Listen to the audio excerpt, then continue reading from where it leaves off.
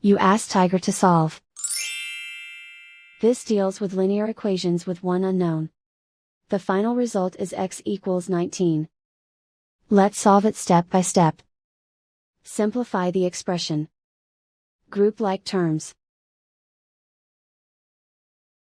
Simplify the arithmetic. Group all constants on the right side of the equation. Add 10 to both sides. Simplify the arithmetic.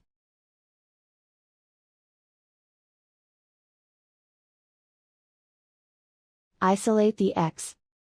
Divide both sides by 10. Simplify the fraction.